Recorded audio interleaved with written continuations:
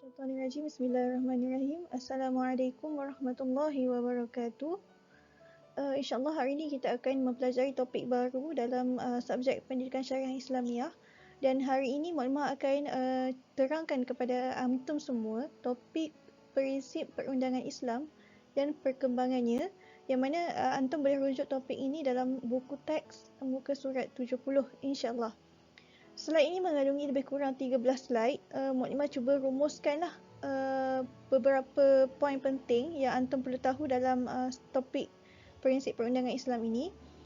Dan nota muklimah ada bagi slide ini, muklimah ada hantar dekat dalam grup WhatsApp, dan boleh lihatlah untuk lebih faham. Okey, kita pergi kepada slide yang pertama.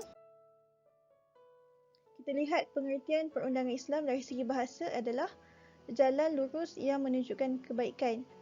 Perundangan daripada perkataan nizam. So dalam bahasa dari segi bahasanya, perundangan Islam bermaksud jalan lurus yang menunjukkan kebaikan. Manakala dari segi istilah pula, hukum yang ditetapkan Allah kepada umat manusia yang meliputi aspek akidah, syariah, akhlak dan peraturan kehidupan yang perlu diyakini dan diamalkan untuk memberi kebahagiaan dunia dan juga akhirat. Jadi berdasarkan ini kita tahu bahawa bila kita sebut tentang perundangan Islam, nizamul hukum ataupun perundangan Islam tu, kita tahu bahawa ia adalah berkaitan dengan hukum. Hukum yang telah Allah tetapkan kepada umat manusia, yang mana meliputi pelbagai aspek lah. Yang utamanya aspek akidah, aspek syariah, akhlak, peraturan kehidupan manusia. Yang mana Allah dah janjikan dalam sistem ini Allah akan bagi kebahagiaan dan kebahagiaan dunia dan akhirat kepada sesiapa sahaja yang mematuhinya. Okey, kita bergerak kepada slide seterusnya. Okey, apabila kita berbincang tentang prinsip perundangan Islam, tidak dapat tidak kita akan lihat kepada 5 prinsip asas yang selalu disebut di dalam Al-Quran, yang mana asas-asas atau prinsip ini memang menjadi prinsip utama dalam menegakkan hukum hakam Islam di atas muka bumi ini. Yang pertama, prinsip al-adalah, iaitu keadilan. Yang mana secara ringkasnya Islam mendefinisikan al-adalah sebagai meletakkan sesuatu pada tempatnya. Okey. Dan al-adalah ni, prinsip al-adalah ni berdasarkan surah An-Nahl ayat 90. A'udzubillahi minasyaitonirrajim. Innallaha ya'muru bil 'adli wal ihsan. Sesungguhnya Allah menyuruh berlaku adil dan berbuat kebaikan. Ini prinsip pertama dalam sistem perundangan Islam lah. Yang kedua, kita lihat adamul haraj, iaitu tidak menyusahkan. Yang mana membawa maksud setiap hukum hakam yang Allah berikan kepada manusia, yang Allah turunkan kepada manusia melalui Al-Quran dan juga Sunnah, tidak membebankan sama sekali. Mohon bagi contoh, sebagai contoh solat dan juga puasa. Kalau seorang itu ada keuzuran seperti dia sakit, musafir dan sebagainya, Allah telah memberikan keringanan melalui rukhsah. Jadi ini antara buktilah bahawa Islam ini tidak membebankan manusia, dan prinsip adamul haraj ataupun tidak menyusahkan ini termaktub di dalam banyak ayat dalam Al-Quran. Sebagai contoh dalam surah Al-Ma'idah, ma yuridullahu liyaj'ala 'alaikum min haraj. Yang mana dalam surah Al-Maidah ayat 6 yang bermaksud maksud Allah tidak mahu menjadikan kamu menanggung sesuatu kesusahan atau kepayahan. Ataupun dalam surah Al-Insyirah kan, innamal usri yusra. Dalam setiap kesusahan itu akan ada kesenangan. Dan prinsip yang ketiga adalah qilatut takalif, iaitu sedikit tanggungjawab, sedikit pembebanan tanggungjawab yang diberikan kepada umat manusia. Yang mana sebagai contoh yang diberikan kalau kita bandingkan dengan syariat sebelum ini, Nabi sebagai contoh syariat Nabi-Nabi sebelum ini, sebagai contoh Nabi Musa, apabila golongan-golongan yang mensyirikkan Allah ataupun golongan yang kafir di zaman Nabi Musa, apabila mereka bertaubat, mereka bukan hanya untuk perlu bertaubat, tetapi mereka juga perlu untuk membunuh diri sebagai salah satu daripada syariat yang diturunkan oleh Nabi Musa. Anda boleh rujuk dalam surah Al-Baqarah. Tetapi berbeza pada zaman kita ataupun zaman umat Islam, zaman Islam yang diturunkan pada zaman Nabi Muhammad SAW, yang mana perundangan Islam ni diturunkan dalam keadaan yang lebih ringan, yang lebih mudah untuk dilaksanakan. Dan berdasarkan ayat Al-Quran juga dia menyebutkan dalam surah Al-Maidah yang membawa maksud, wahai orang-orang yang beriman, janganlah kamu bertanyakan kepada Nabi perkara-perkara yang jika diterangkan kepada kamu akan menyusahkan kamu, dan jika kamu bertanya mengenainya ketika diturunkan Al-Quran, tentulah akan diterangkan kepada kamu. Maksudnya daripada sini, Nabi SAW sendiri menegah kita lah. Maksudnya menegah umat Islam daripada terlalu banyak bertanya tentang syariat Islam. Maksudnya kenapa Nabi tegah? Sebab Nabi tidak mahu apabila terlalu banyak persoalan ditanyakan, maka terlalu banyaklah beban yang akan atau tanggungjawab yang perlu kita laksanakan. Cukuplah kita menjadi golongan yang wasatiyahan, golongan pertengahan yang qanaah, yang bersederhana dalam segala urusan kita. Dan yang keempat adalah at-tadarruj fi at-tashri'. Yang dimaksudkan at-tadarruj fi at-tashri' ini adalah beransur-ansur. Sifat ataupun nilai prinsip perundangan Islam ni, prinsip perundangan Islam yang keempat ni adalah sifat dia at-tadarruj fi at-tashri'. Maksudnya dia sentiasa beransur-ansur. Dia tidak turun sekaligus. Tidak turun dalam 100% turun dalam waktu yang sama, tidak. Dia ada peringkat-peringkat tertentu. Bagi contoh dalam hukum pengharaman arak kita dah belajar kan. Ada 3 fasa yang mana diharamkan arak tu. Begitu juga dalam penurunan syariat solat dan sebagainya, yang mana syariat solat hanya diturunkan kepada umat Islam setahun sebelum berlakunya hijrah. Maksudnya pada tahun ke-12 kenabian barulah turun syariat solat. Begitu juga dengan syariat-syariat yang lain. Jadi antara hikmah diturunkan perundangan Islam ni ataupun hukum hakam Islam ni secara beransur-ansur adalah untuk memberi peluang kepada manusia untuk memahami dan mengamalkannya. Sebagai contoh, kalau kita lihat kepada sahabat kan, pada zaman dahulu sebelum arak diharamkan, sahabat-sahabat ada juga yang minum arak. Tapi disebabkan Rasulullah tahu bahawa kesukaran untuk mereka meninggalkan arak secara tiba-tiba itu ada, jadi Islam datang mengharamkan arak tu secara beransur-ansur. Dan ini dah Muhammad dah terangkan dalam kelas arak sebelum ni kan. Okey, dan yang terakhir, prinsip perundangan Islam yang kelima adalah syumul, yang mana lengkap, mencakupi seluruh aspek kehidupan manusia. Okey, kita lihat kepada slide seterusnya. Sumber dan perkembangan perundangan Islam Muhammad bahagikan kepada 4 perkembangan, 4 zaman. Pertama, zaman Nabi. Yang kedua, zaman sahabat. Yang ketiga, zaman tabi'. Yang keempat, zaman tabi'in. Yang pertama kita akan pergi kepada sumber dulu. Okey, dari segi sumber perundangan pada zaman Nabi Muhammad SAW ada 2 sahaja, iaitu Al-Quran dan juga hadis. Dan perkembangan ini terbahagi kepada 2 zaman lah. Zaman Mekah iaitu 13 tahun dan zaman Madinah 10 tahun. Manakala zaman sahabat pula bertambah lagi 2 sumber, iaitu pertama Al-Quran, yang kedua hadis, yang ketiga ijma' dan yang keempat qiyas. Maknanya percaya antum dah belajar tentang sumber perundangan Islam ni dalam usul fiqh tingkatan 4. Okey, dan yang ketiga pada zaman tabi', yang mana sumber perundangan Islam adanya Al-Quran, hadis, ijma', qiyas, dan dia tambah satu lagi qaul sahabi, kata-kata sahabat. Dan yang terakhir adalah zaman tabi'in. Muhammad tertukar ni lah. Dia bawah ni tabi'in. Okey. Yang mana sumber perundangan yang disepakati adalah Al-Quran, hadis, ijma' dan qiyas. Tapi pada masa yang sama, sebahagian tabi'in juga menggunakan sumber yang tidak disepakati. Sebagai contoh adalah al-istihsan, al-istishab dan sebagainya. Jadi berdasarkan ringkasan ni kita akan tengoklah kenapa berlakunya perkembangan dalam sumber perundangan, kenapa berlakunya perkembangan dalam sistem perundangan Islam itu sendiri berdasarkan perbezaan zaman tersebut. Okey, kita bergerak ke perkembangan zaman Nabi di Mekah. Secara ringkasnya berlangsung selama 13 tahun, iaitu sebelum Nabi Muhammad SAW dan para sahabat berhijrah ke Mekah.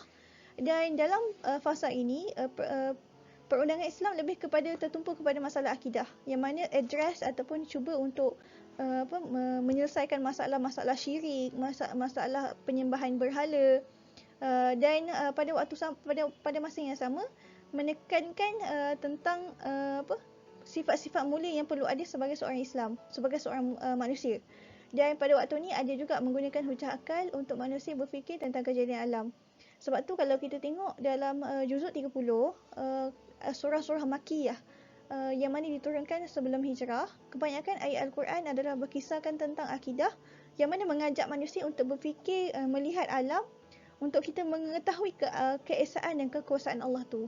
Sebab dengan melihat alam, kita tahu bahawa Allah tu wujud. Dan antara syariat yang diturunkan pada zaman Mekah ini antaranya lah. Yang pertama syariat solat, yang mana diturunkan pada tahun ke-12 kenabian, setahun sebelum hijrah. Kemudian syariat infak di jalan Allah. Dan yang ketiga syariat berbuat baik sesama manusia. Ini dari segi akhlak. Kemudian perkembangan pada zaman Madinah pula berlangsung selama 10 tahun. Dan pembentukan masyarakat berdasarkan syariah pada waktu ni fokusnya lebih kepada pembentukan hidup bermasyarakat, pembentukan akhlak untuk menjaga hubungan sesama manusia, dan hubungan Islam, negara Islam itu negara Madinah bersama dengan negara yang lain. Dan pada waktu ini kita lihat apa yang berlaku, akidah telah disatukan. Rasulullah apabila sampai ke Madinah, Rasulullah menyatukan antara Muhajirin dan juga Ansar, golongan yang berada di Mekah yang berhijrah dan golongan tetap yang berada di Madinah. Kemudian kalau kita lihat surah-surah Madaniyah yang diturunkan selepas hijrah, Allah banyak sebut tentang sifat-sifat orang munafik dan juga sifat-sifat orang Yahudi yang ada di Madinah. Dan antara syariat yang diturunkan adalah syariat puasa, zakat, haji dan lain-lain, dan juga syariat berkaitan muamalat, kekeluargaan dan juga jihad. Manakala pada masa yang sama juga telah diturunkanlah balasan bagi jenayah besar, yang mana ini dah termaktub di bawah hukum hudud dan qisas, yang mana bertujuan untuk menjaga hak-hak kemanusiaan. Dan pada zaman inilah kebanyakan ulama terkemudian mencuba menganalisis segala hukum hakam yang diturunkan ini berdasarkan maqasid syariah, yang mana ada 5 lah. Yang pertama kita lihat menjaga agama, yang kedua menjaga nyawa, yang ketiga menjaga akal, yang keempat menjaga keturunan, yang kelima menjaga harta. Yang mana maqasid syariah ini adalah tujuan setiap pensyariatan diturunkan. Sebagai contoh,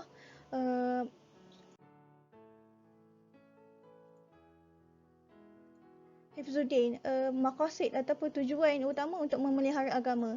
Sebagai contoh, larangan Allah melarang manusia, melarang hamba dia untuk murtad kan. Dan ada balasan untuk mereka yang murtad, yang mana bertujuan untuk memelihara akidah, bertujuan untuk memelihara agama ini daripada dimain-mainkan oleh orang lain kan. Yang kedua, hifzun nafs, iaitu untuk memelihara nyawa. Yang mana Allah menurunkan banyak ayat untuk yang melarang kita daripada membinasakan diri kita sendiri. Sebagai contoh, wala tulqu aidikum ila tahlukah, yang mana membawa maksud janganlah kamu mencapakkan diri kamu ke dalam kebinasaan. Dan tujuan larangan membunuh diri dan sebagainya termaktub di dalam maqasid hifzun nafs.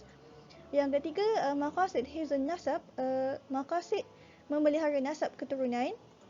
Contohnya adalah Allah mensyariatkan perkahwinan, dan pada masa yang sama Allah mensyariatkan talak sebagai salah satu wasilah pembubaran perkahwinan.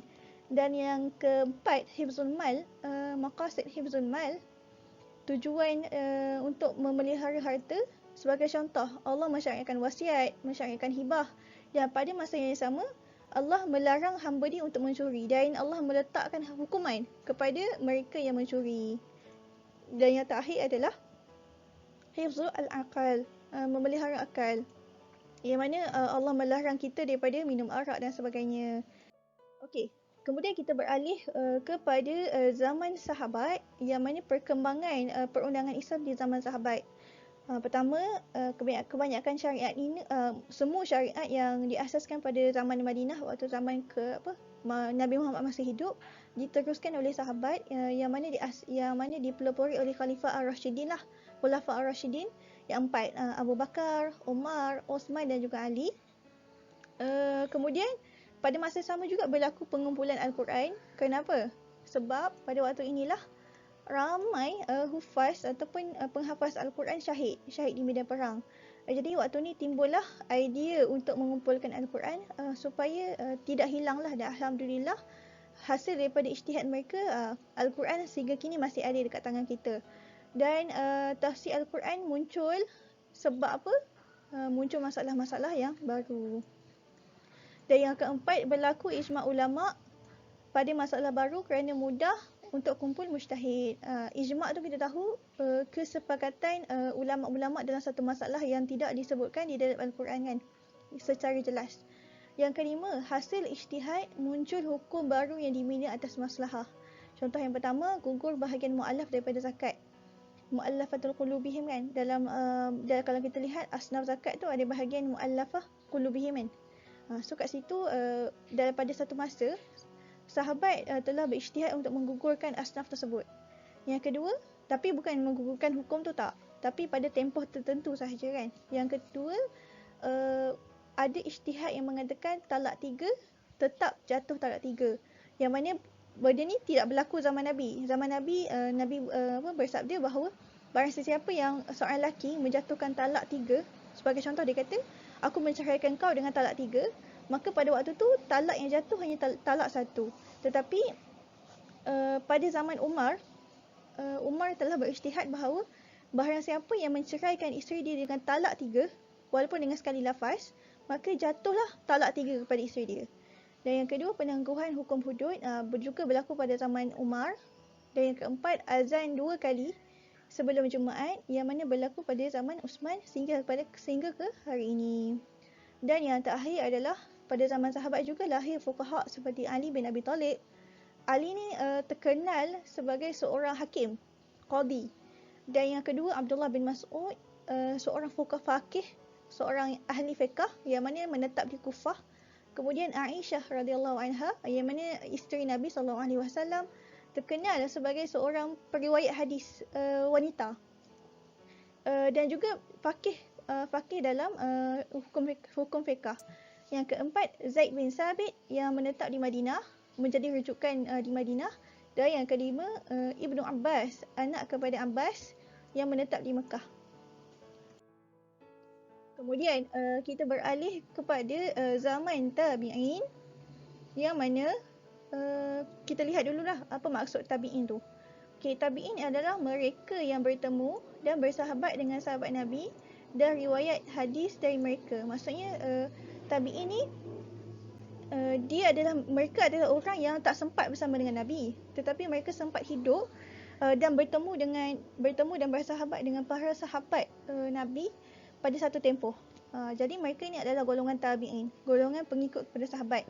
Dan mereka ni dikategorikan ataupun dikategorikan pada tempoh pertengahan kurun pertama sehinggalah awal kurun kedua.